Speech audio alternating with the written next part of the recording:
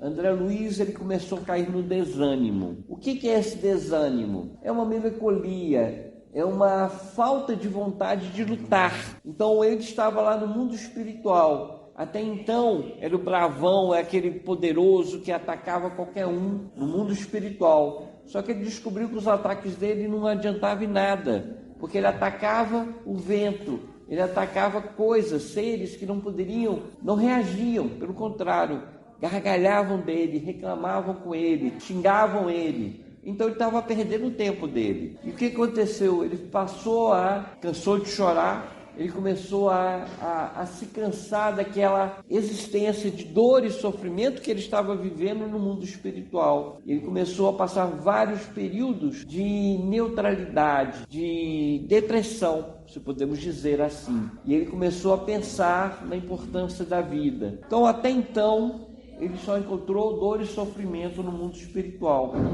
Foi a partir do momento que ele começou a se reconhecer como ser filho de Deus, como se lembrando de uma força maior, que a situação dele começa a mudar. Até então ele só estava fugindo de bandidos. E lembrando, quem são esses bandidos? Nós somos a vítima e nós somos o bandido. Nós temos a luz e temos a treva dentro de nós. Quando nos comportamos como seres maus, como bandidos, nós somos verdadeiros demônios. Agora, quando nos comportamos bem, ajudando as pessoas, nos tornamos verdadeiros santos. O que André Luiz encontrou até então era só bandido, era só criminoso, era só perseguição. Mas a partir de agora, ele iria começar a ter uma vida nova, porque ele começou a modificar o pensamento dele, o comportamento dele.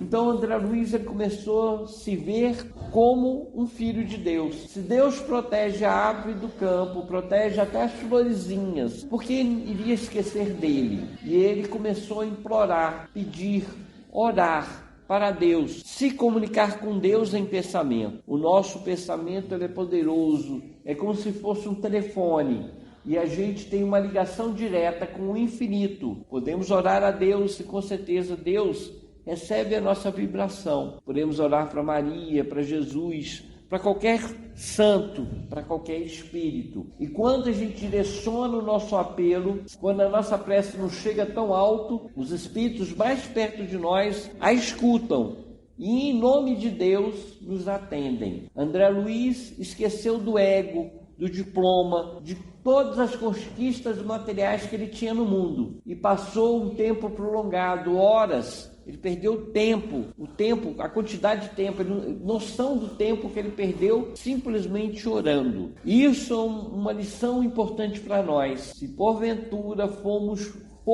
para a região umbralina, se formos para a região trevosa, vamos firmar o nosso pensamento, nos concentrar em Deus, tentar lembrar dele, tentar lembrar das músicas que a gente aprendeu na infância, as músicas que a gente aprendeu na igreja, no centro espírita, onde for, vamos tentar lembrar que existe um ser maior, porque isso pode nos libertar de dores e sofrimentos. Quando a gente muda o nosso padrão mental, nós nos ligamos aos espíritos superiores. Até então, André Luiz estava ligado àquela região, aqueles espíritos desequilibrados, mas a partir desse momento ele rompeu essa ligação. Foi aí que ele começou a melhorar. Quando ele concentrou em Deus, concentrou na prece, é como se as neblinas, a escuridão que estava envolvendo ele se dissolvesse e ele conseguiu enxergar. Conseguiu enxergar quem? Um velhinho, um homem que veio socorrê-lo. Que neblina é essa? Que escuridão é essa que envolvia André Luiz? Nós somos seres eternos. Nós estamos num corpo de carne, mas também temos um corpo perispiritual,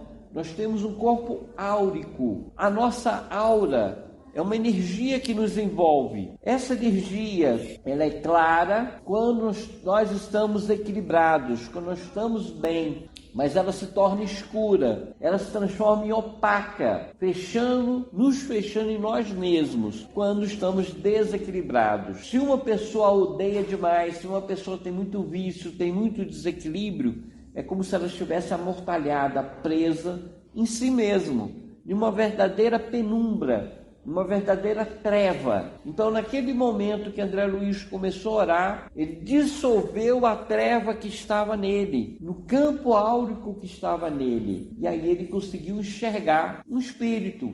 De quem? De um velhinho. O que nós vimos aqui? Clarencio se apresentou como irmão. No mundo espiritual, os espíritos se tratam como irmãos. Por que isso? Porque se reconhecem filhos de um mesmo Pai, filhos de Deus. Então, existe uma superioridade no mundo espiritual? Existe uma superioridade intelectual, existe uma superioridade moral, existe postos lá, trabalho lá. Tem um auxiliar, o chefe do auxiliar, o gerente, um diretor, um governador, um presidente. Existe toda uma hierarquia lá. Porém, essa hierarquia é necessária porque a gente sai daqui do mundo material carregando a ideia de hierarquia. Mas é só no nosso nível de evolução. André Luiz e Clarencio ainda estão num umbral. Quando a gente vê a cidade do nosso lar, ela ainda se situa na região umbralina. Porém, passando da região umbralina, existem cidades superiores ao nosso lar. Existem cidades que são fora da região umbralina. O que eles nos ensinam? Que nós somos iguais uns aos outros. Não existe um superior ao outro. Existem uns que momentaneamente são inferiores. Mas vamos parar para pensar. Uma criança é inferior ao pai. Mas uma criança cresce, vai se tornar adulto, vai se tornar pai e mãe. Então existe um momento na nossa vida que nós somos alunos, existe um momento na vida que somos professores, existe um momento na vida que somos crianças, e existe um momento na vida que nós somos adultos. Então, em determinado momento, nós somos superiores a alguém. Isso é natural. Clarencio, naquele momento, é superior a André Luiz, moralmente, profissionalmente. Porém, nada impede que André Luiz se desenvolva, que vai acontecer, dele aprender o que se passa no mundo espiritual. E ele pode se transformar em um adulto espiritual, tão adulto quanto Clarencio, tão informado, tão preparado quanto Clarencio. Nesse momento ele é o paciente. No futuro a gente vai ver André Luiz como médico, como aquele que ajuda, aquele que socorre. Não vai ser no primeiro momento. No momento da recuperação, no momento do crescimento espiritual dele, ele é ainda inferior. Como nós somos, em alguns momentos de nossa vida, inferiores. Mas chega um ponto na nossa vida que nós recebemos o quê? O conhecimento. Quando a gente tem mais conhecimento, nosso trabalho, hoje nós temos um trabalho insignificante. Cuidamos de casa, cuidamos de um capim, capinamos alguma coisa. Nosso trabalho é simples, mas à medida que a gente se dedica para o bem, mais trabalhos importantes a gente recebe. Um dia o nosso trabalho vai ser de professor, de presidente, de governador. Nós vamos ascender, nós vamos crescer. Com o tempo todos nós crescemos. Então não existe aquele que é inferior eternamente. Momentaneamente somos inferiores, depois superiores, inferiores, superiores. E a gente vai se desenvolvendo até a nossa perfeição. Não sabemos quando será isso. Vai demorar? Vai. Mas chegará um momento que nós seremos anjos e trabalharemos diretamente para Deus. E cumpriremos as ordens de Deus, porque a gente vai se aperfeiçoando.